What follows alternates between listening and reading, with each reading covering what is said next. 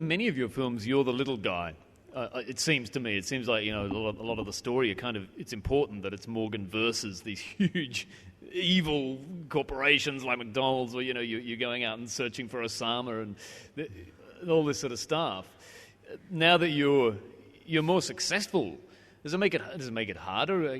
Because it sure wasn't easier to raise the money for this movie. Yeah, It's like one of those things. But you still had a nicer office. Like in Supersize Me, you're in this pokey little apartment, right? And in the new film, you're in a pretty swish office. So wouldn't you think? Like I'd like that. The new office has windows, which was an amazing thing. Like the old office, it was like a desk and a brick wall. It was like something straight out of a Laurel and Hardy episode. It's like I stared at a brick wall.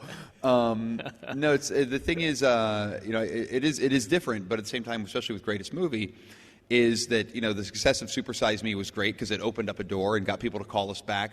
But at the same time, it was Supersize Me that made people not want to participate in the film, because they were like, "I saw what you did to that company. I want nothing to do with this movie. Stop calling me." And people were afraid. People were afraid of this. People are afraid, especially companies, advertising agencies. Advertisements and advertising in general is a manipulation. It is a lie. It's a fabrication of reality of how great your life will be when you get these products. And the last thing they would want and wanted us to start to deal with was the pulling back of that curtain to say, this is all bullshit, by the way. Just so you know, this entire world of ads is bullshit. And they were afraid of just kind of this type of honesty coming into the film, and for me, that's what makes the movie work is the fact that we pulled back that curtain, that we went into these boardrooms, these negotiations, these pitch sessions where you saw these conversations happen. You heard the requests of what people wanted in contracts and what they paid, and to see that actually play out in a film.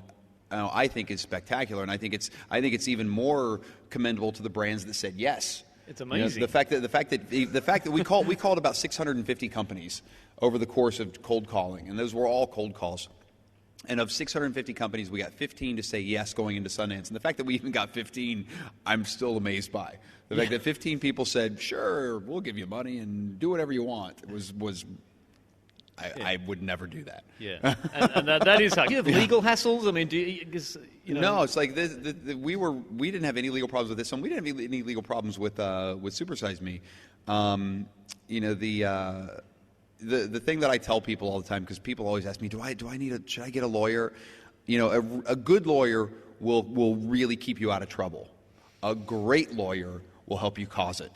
And so I tell filmmakers all the time, you need a great lawyer if you want to make documentaries. Yeah. Endangering yourself.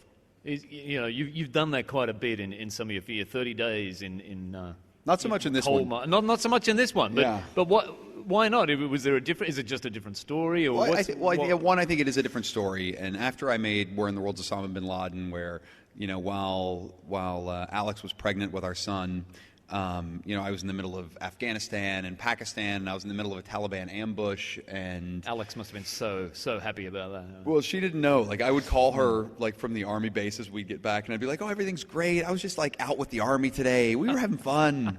Nothing big happened." And then when she saw the movie, she saw the film, and she's like, "I will never believe you again when I call you." And because there were some really hairy moments. But as I got back from that, and we had our little boy. And I told a reporter when we came here when I came here to promote Where in the World 3 years ago, I told a reporter for The Age this, and he brought it up to me the other day. I said if I would have held my son before I made Where in the World Osama bin Laden, I never would have gone to Afghanistan and Pakistan and made that film. There is a real reality of mortality that sets in once you have a child, and once you're not the most important thing in the universe, and suddenly this thing is, then the world changes dramatically. So I think that I made a conscious decision that I was not going to put myself in too many stupid situations anymore after I had my son, and ridiculous situations, preposterous, difficult, yes, but really dangerous. I try to avoid now. Not life-threatening ones anymore. I try to avoid the life-threatening ones now. Really? Yeah. And what do you think now that because the premise of Osama was that you went to hunt the man in order to make the world safer for my your son, right? Yeah. Are we safer now that we know the answer to where in the world is Osama bin Laden? Exactly. I think. Are we safer? Are we safer? I think. I think that what Osama represents, and this is what we talk about in the film, is he represents an ideology. He represents a belief system, and I think it's not just him. You're just basically you're cutting the head off of a snake that actually has regenerative, capabilities. With this type of a problem, and for me, he was nothing but a figurehead of a bigger issue. And so I think until all those problems are addressed, the things that push people towards seeing that as the answer. This type of holy war is the answer, then no, we're not safer. It was a great hook for making a film. Like your films always have a hook, which not all documentaries do. I mean, you could have just said, this is a documentary about the fast food industry, or this is a documentary about Islam. Yeah. But instead, it's always, what really, he's going on a hunt for us. The greatest movie, it's made with product placement. How important is that? Do you put a lot of thought into that little hook that gets us into the cinema? I mean, usually we come up with an idea and we're like, that's the idea, that's the film. Like when we got the idea for the product placement film, it was like, we're going to make a film that's going to pull the curtain back on product placement and advertising, and we're going to pay for it with product placement and advertising. So with Where in the World's Osama bin Laden, it came off of Osama released another mixtape, and like Tupac. It's like Tupac put out a new tape. The next week, Osama put out a new tape. And we're going to get remixed ones now, aren't we? We're going to get posthumous ones. Now Biggie and Osama are going to put out tapes together. But I heard on the news, about it. He came out with another tape, and I was like, why haven't we found? They said, why haven't we found this guy? Where is he? Where in the world is Osama bin Laden? And I was like, that's a great question.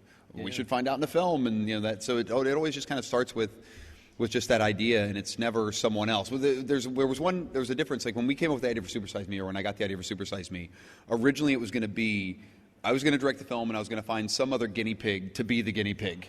I was going to find someone else to 30 eat the food. 30 days style, you mean? I was going to find someone else to eat that diet, and I was going to do nothing but direct the movie. Yeah. And the more me and the production team started talking about it, especially in the first few weeks of putting the idea together, we realized, and I think, I don't know if I brought it up or like my producing partner brought it up in a meeting. He goes, yeah, but how do you know at the end of the night, like that guy's not going to go home and like eat broccoli? And I was like, that's a really good question. How do you know he's not going to like sneak some cauliflower in the closet when you're not looking? It's like it was one of those where I was like, these are very valid questions. Well, that's true. Did you monitor the people in 30 days? I sometimes wondered in 30 days, like the guy had to live in a wheelchair for 30 days. But did you keep tabs on him 24 hours a day? Well, there was a crew with him quite a bit. When the crew was there, he was in the wheelchair. Like when we weren't there, you hope he honored it, but who knows? Yeah, who knows? Yeah. But all I know is when I did there was an episode of 30 Days where I went to prison for 30 days. And when the camera crew left, I was still in prison. So, you stayed longer than that. Really? No, like when they would come shoot during the day. And so they would come film with me while I'm locked up in prison, in a medium security prison where there's, murderers and arsonists and rapists and so I'm in there and like they're like and me. So then they're like, all right, that's the end of the day. Morgan, we'll see you tomorrow. And I'm like, see you tomorrow. That's a wrap. Back into the cell. All right. Yeah. How important is it to you to improve the world for using the films you make? I mean, some people just document stuff, whereas in your stuff, you seem to have a social mission. Is that right? I mean, I don't know if there's a social mission, but I hope, what I try to do is I try to create things that are for a broad audience. I try to create things that we create teaching tools to go with them. Like from Supersize Me to 30 Days to Where in the World's Osama bin Laden, we created educational kits. So basically they have they have lesson plans and questions, and so we've created these whole kind of teachers editions that teachers can use in educational formats. Yeah, whether it be health or science or social media or social responsibility or government. We try to, I want to try and have as many kids start to look at the world in a different way. I think the greatest gift you can give to a child is the gift of empathy, of trying to get a kid to understand what other people go through. And, so for me, that's one of my goals is to try and have my own son understand that and hopefully have other kids understand that. We thought, we figured we might throw it open also to you guys to ask questions. I think we have Daniela roaming around with a mic, so... Hi, Morgan. I saw the film last night, and I was just wondering, whenever you show products in the film from people that are endorsing you seem to tread that line of irony, showing them really well without ripping too much into their reputations. I'm just wondering how you achieved that kind of balance, and if anyone had a problem with the way they were eventually portrayed. I mean, nobody in the film told me they were unhappy, which I don't think they probably would. I'm sure they probably talked about it internally quite a bit. I mean, I'm sure there are brands that are in the film that would love to have been able to have that input to come in and re-edit the movie. Like, I'm sure Band Deodorant would have loved for us to have re-edited that scene. I'm sure Merrill Shoes would love for us not to like put right on the bottom of the screen that their shoes are actually made in China. You know, there's probably a few things, but I think the biggest thing is those companies knew what they were buying into. You know, they knew that we were, and that I was going to poke them with a stick, that we were going to pull the curtain back and do it in a kind of snarky, funny way, and they would potentially be the butt of the joke. But apart from being the butt of the joke, they're in on the joke, which I think makes them look, makes them look really smart. I think all the companies that said yes look really savvy. I think it makes them look, smarter than the average bear. Yeah. Yeah. Until your contract expires, then you can say they're idiots. Was there someone who signed up to it who you reckon had no idea who you were and had no idea that you might have made fun of them? No, I don't think anybody had I think that, I don't know, I think people knew we were going to make fun of them. I mean, even Mane and Tail, where for those of you who haven't seen the film, Mane and Tail, which is the greatest shampoo you'll ever use, Mane and Tail is a shampoo that is for both people and horses. For when you find yourself in a bathtub with a small horse, which we all do sometimes. Why reach for 2 shampoos when you could have one? But when we originally called them on the phone, I mean, even then, Devin, who's the president of the company, it's just he's so fantastically honest and earnest, and his only concern was that we didn't do anything like borderline pornographic with this product. We talked to him on the phone, but to hear his whole conversation, like I called him on the phone, he's like, "Listen, we just want you to have fun with our products. We want you to have a good time. We want people to enjoy our product. Did you ever see Blades of Glory, that Will Ferrell movie? That like Mane and Tail was in that, and I called up and I just wanted to make sure when they had that product, I said, well, Will's not going to masturbate with the product or anything." So long as you're not going to do that, then we're fine. You have a good time. Wait, but didn't you say in the movie you didn't pay those guys? They didn't pay us. They didn't pay us. I mean, sorry. And there were multiple companies that didn't pay us. But the thing is, they're the only brand that in their contract it says it has to be made 100% clear to anyone who sees this movie now and forever, in perpetuity, that Mane and Tail didn't pay to be in this film. And so when we watch the film, where have all these people are committing money, and you see all these brands come on, I was like, I don't think it's clear that they didn't pay any money. So I said, why don't we just put a card at the end? And so then people think, well, they're the only one that didn't pay out of all the brands. And, they didn't pay. Carrera Sunglasses didn't pay. Amy's Frozen Pizza didn't pay. There was probably about 7 or 8 brands that didn't pay, and about 7 or 8 brands that gave. There's hard money and then there's soft money. Hard money is real cash. Like, I'm going to give you $100,000 to be in your film. And then soft money is, well, I'm not going to give you money, but I'm going to commit X amount of dollars of internal marketing dollars to promote your film. So while they're not giving us hard cash, Amy's Frozen Pizza put 200,000 stickers on every pizza box, that they sent out across the country. Who else? The Carrera Sunglasses in every one of their retail locations put up all of these photographs of me wearing the sunglasses that say, Carrera Sunglasses, the greatest glasses you'll ever wear, as seen in the greatest movie ever sold. It was, there were these remarkable kind of cross promotions that we did with people, including Mane and Tail, that got us so much more attention. Because now what we did with this little documentary is we leveraged basically the power and influence of 22 marketing companies. We had 15 brands on board when we went to Sundance. We signed on 7 more in between Sundance and the release of the movie. And so we were basically leveraging the marketing and advertising departments of 22 companies, which when you look at all their mailing lists, you look at all their websites, you look at all the access they had, that suddenly it went from our studio in the States paying X amount of dollars to market, to kind of exponentially expanding to reaching 10, 15 million people just off of like one send button on an email, which is phenomenal. Is that a thing in filmmaking? I mean, we hear about marketing budgets for movies. How does that work in independent filmmaking? I hear it's tough to compete against the big Hollywood blockbusters there. It's tough, and like we were this little film.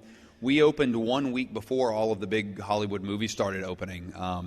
Like we were in theaters for 1 week, and the week after that was like Fast and the Furious, and then like Green Lantern, and then Hangover, and it was just like for week after week after week we were competing against the big movies. So any leverage you can get as a small film, as an independent film, helps, because there's no way you're going to beat those big movies in an ad spend.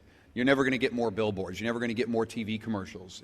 So you have to try and build this. We tried to build this outside of that influence, kind of word of mouth and buzz marketing that I think helped. And not only did it help for the theatrical, but I think it will help even more because the awareness for the film is so great that I think that it'll come out on DVD in like 2 to 3 weeks. It hits on demand in like 3 weeks. That just that knowledge base. Because I'll tell you, I'll be honest. Like I make documentary films, and when I'm going to see a movie in the summer, my first choice of movie is not a documentary film. It's like, so I am not alone in the people in the States. So I think there were a lot of people who knew about our film that didn't go see it because Green Lantern was out, because Harry Potter is out. How are you going to compete with Harry Potter? He's handsome and he has a wand.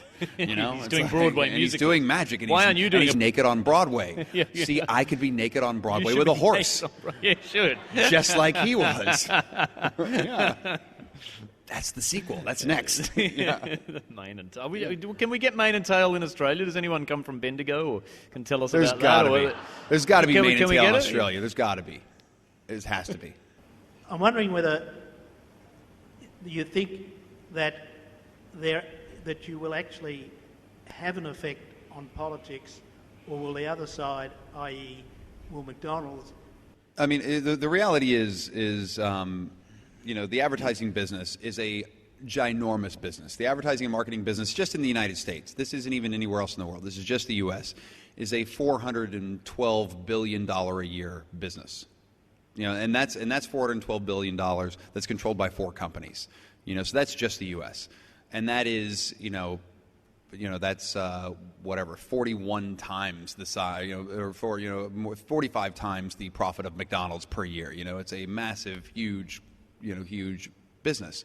So for one little documentary to say, we're going to change this whole business, that's not how I get into making films. I think that if you go in saying that's what you're going to do, then you're going to be consistently disappointed and you're going to consistently fail.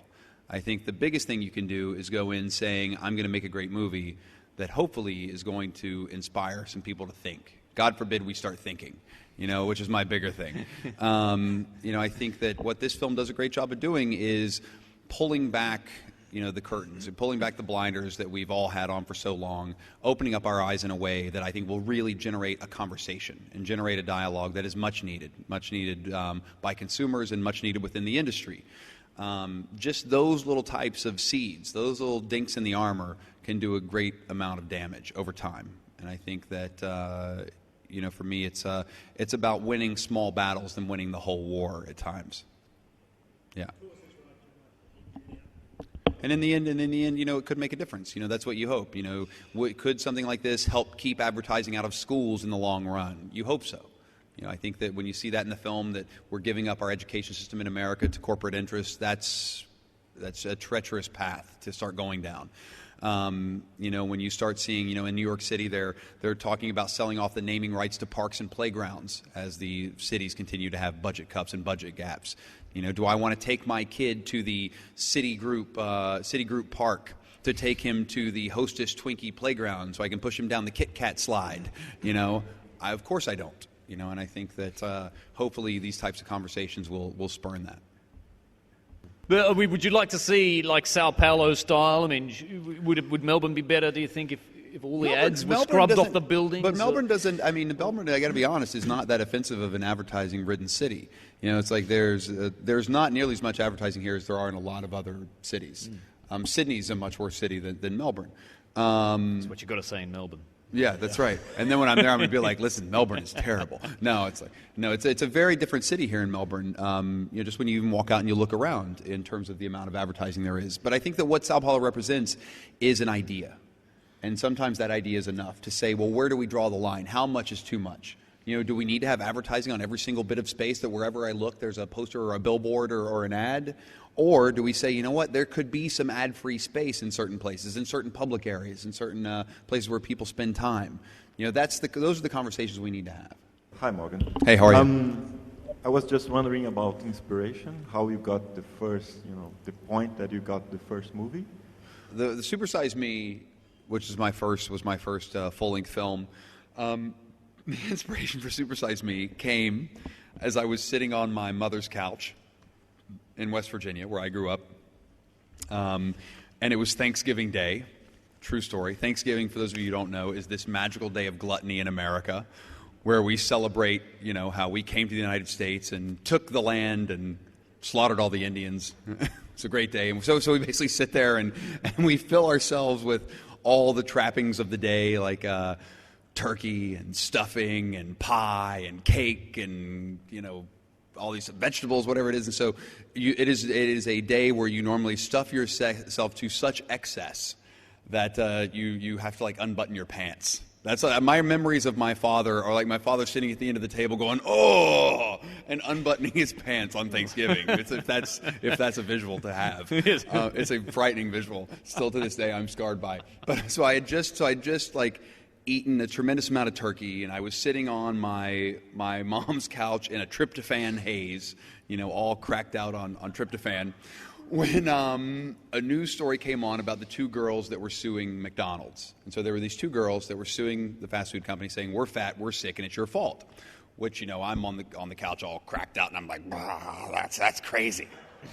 And so then a spokesperson from McDonald's comes on and says, "Listen, you can't link our food to these girls being sick. You can't link our food to these girls being obese. Our food is healthy. It's nutritious. It's good for you." And so I'm on the couch like all crazy. And I'm like, well, is that good for me? Well, then maybe I could eat it for 30 days straight with no problems. Oh. And at that point, ding, the light went on. I was like, oh, I got a great idea.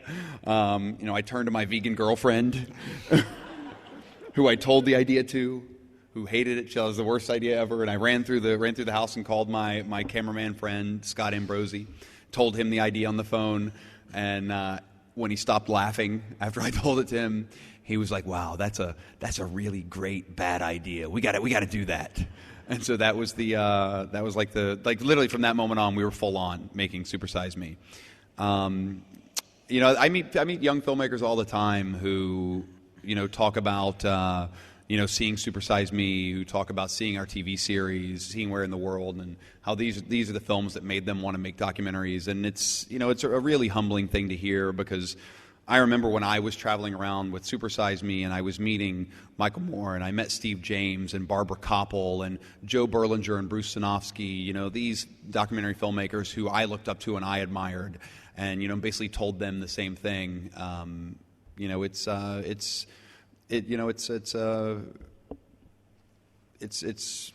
an incredible thing to hear. So I feel very fortunate and very, very lucky to get to do what I do. Do you risk somebody going out and making the same idea? I wondered about, because I don't know about Supersize Me too. Yeah. Well, no, I mean at the same time, don't you have to have a meeting with all the documentary makers, sit down and go, "You do this, I do Facebook, you'll do that." Or, do you do that? Or I think that the community is so small that normally people will kind of hear about what other people are making. I don't. There's not too many people who are going to do the films that I make most of the time. So I never think about it or worry about it. I try not to talk about what I'm doing. I don't put out the movies that I'm making out into the ether to anybody. We keep everything very under the radar. The greatest movie ever sold, nobody knew we were making that film until it was announced that the film was premiering at Sundance. When that film was announced at premiering, nobody even knew that film was happening. People knew we shot a film about Comic-Con. The San Diego Comic-Con film, which we're editing right now. That was announced. It was in the trades. But nobody knew about this other movie. It was really on the hush, on the down low, which, I like keeping things that way. Is that to stop thieves? Is that why? Well, I think that there are people who, and it's not even just thieves that are filmmakers, but it's thieves in television. Television is a much more the television's filled with crooks, and it's crooks who will rip off an idea because they're like, "Oh, I heard about that. What if we made a show where it's a show that's about product placement?" And so the next thing you know, you've got a show that's like a really bad rehash of what your idea was, that's on a second-rate or third-rate cable network that is nothing but a churn off of your idea. So for me, the bigger concern is somebody who's going to just produce something that will sound good based on your idea, that will hit television at the same time, So that's why I try to hold a lot of stuff back. Yeah, and ruin it. Yeah. It's the same in comedy. It's the same. Do you have another question? Morgan, Sao Paulo was the aspect last night which lifted my soul when I saw that. And I think the neuroscience was probably the aspect which made my heart sink again. Yeah. Yeah, neuromarketing's frightening. What did you learn in the making of this film which will perhaps impact on the way you market films in the future? Is there a point where you will say, I'm not going there? We tested the trailer that we made for our movie. You see us putting it into the neuromarketing machine as we were doing that with the trailer, putting people in the MRI machine, testing how their brains responded to it, then re-editing the trailer based upon that. I doubt I will ever do neuromarketing again after this movie because I find it to be so completely evil. I think there's something so dark and wrong and frightening about neuromarketing. For those of you who haven't seen the film or didn't see the film, what neuromarketing is it's a new marketing technique in the United States where they're putting people in MRIs and they're kind of blasting you with commercials. So you're watching commercials while you're in here, and they're basically measuring your subconscious brain waves, your subconscious brain activity, and seeing how your brain responds to these commercials. Measuring, they're really hitting three things. They're hitting like are you afraid of something you see in there? Like is there some sort of fear quotient that your body's responding to and your brain's responding to? Is there some type of craving that you want, a desire that needs to be filled, or is there some type of is that desire, like is it carnal, is it sexual? And so then they see these peaks and valleys, knowing based upon where your brain responded what that desire was. Then they re-edit the commercial. They show it to about 300 people, so they get an average of what the responses were. Then they re-edit the spot so that the majority of the people respond the same way. So then they put that commercial out, put it out into the world, and so now the majority of the people who watch it in the world will get those same type of automatic responses.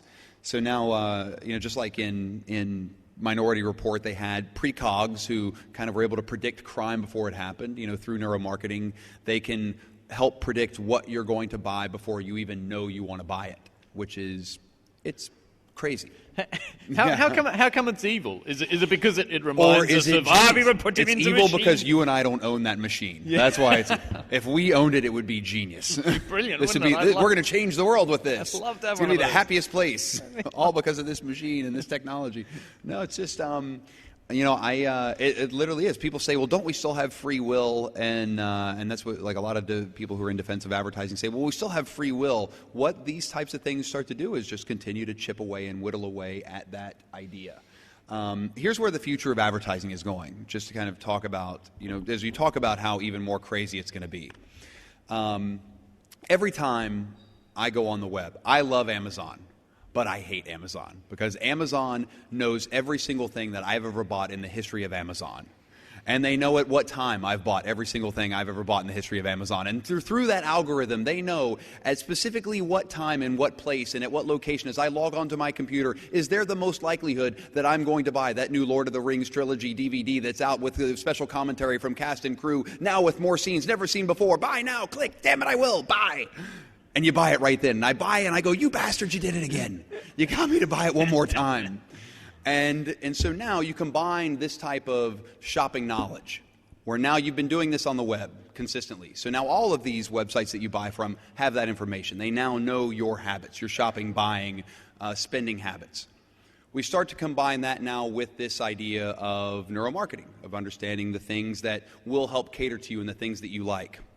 And now we add that into the convergence of the web and television. So now these things are starting to be added in, together, where it's going to become one pipe. It's going to be one thing. And what's starting to happen now in Hollywood is they're starting to green screen in products after the fact. So now post, in this brand new world that we're living in, that on the table now, he loves to drink a Coke. On that table will be a Coke, but I love wonderful pomegranate juice because it is the greatest antioxidant you'll ever drink.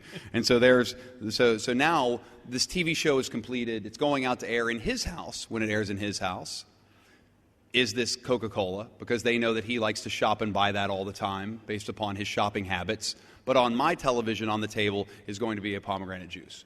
So now we start to create completely different viewing experiences based upon where we are, who we are, and what we buy. That's where things are going to start to go, and they're already heading that way. and it's only a matter of time. And you know, so I think that this idea of, well, what about free will? It's like, yeah, you do have free will to a point. And I think that what happens is, and what I explain to people, it's not the product placement in the film of me holding the palm that makes you buy it. It's that combined with when you walk down the aisle now in the grocery store and you see the big ad there. It's when you see the billboard on the side of the road. It's when you see someone else on television talking about it. It's a combination of all those things. And now when you start to combine that combination with the things that you already love, like my favorite TV show, or the things that I'm already attracted to, that's when those ideas start to become, you know, even grander, because there is already an association of what I'm attracted to and I like through those programs. So the free will is going to continue to get smaller and smaller and smaller as marketing gets more and more targeted and direct. Because you financed your latest film with product placement and everything, how do you feel about film piracy? How do I feel about film piracy? I'm a documentary filmmaker. If anybody wants to download a documentary and show it to all their friends, I'm all for it. Anybody who wants to steal one of my movies, do it. Take it today. Go on BitTorrent. Go on any of these places. Download it. Make copies of it. Give it to all your friends. If you want to pass around a documentary film and say, you have to watch this, then God bless you. Because I think that's the greatest thing that could ever happen to documentary films, is that people think they're so cool and awesome that they want to steal them. And I dream of that day, that becomes like literally a big concern for documentary filmmakers. God, they've been stealing my movie. Can you believe it? You know, Pirates of the Caribbean is shit. Everybody wants that new documentary. That would be great. I'm all for it. I meet college students all the time when I speak at colleges who, you know, they say, you know, we don't have a lot of money. I'm like, great. There's plenty of places where you can download it for free online. You should. You should, you know, download the movies. You should download my TV shows. Anything you want to watch, you should, and you should share it with as many people as possible. Does somebody have one more question? I think we might have time for one more. Hi, Morgan. Just a quick question for over here. Oh, hey, how are you? Good, hi. Just a question about your documentaries. When you present yourself, you're in a sense a protagonist that drives forward the story. What's your philosophy on that? Do you try to stay back, or do you actually create a character arc for the story itself? You know, whenever we come up with an idea, you know, I never know where it's going. Like, we basically come up with an idea, just, you know, a lot of the critics will say, well, that's the problem right there, Spurlock. Winging it. Is that, you know, we come up with an idea, and I say, here's the idea. We're going to start at A, and I'm going to spin the top, and we're going to see where we go. You know, that's it. You know, and when I made Supersize Me, I called a filmmaker friend of mine to get advice. I'd never made a feature film. And he told me, he said, if the film you end up with is the exact same film you envisioned when you started, then you didn't listen to anyone along the way.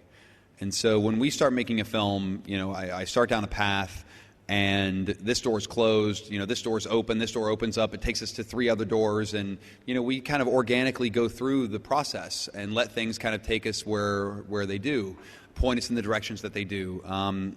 You know, I think if you go in saying, this is the film I'm going to make, and this is what I want to prove, and this is what my message is, that's fine for somebody else, but it's not the types of movies that I want to make. You know, when I want to take you on a journey with me when I make the film, and when I learn something, I want you to learn something. When I feel something, I want you to feel something. When I experience it for the first time, I want you to experience it for the first time. And I think that's I think that comes across in you know, the films that I make, and hopefully that creates a unique experience that's unlike something else you'd see somewhere else. Morgan, the movie is brilliant. Thank you very much. Appreciate it. So are you. Please thank Morgan Spurlock. Thanks, guys. Thank you.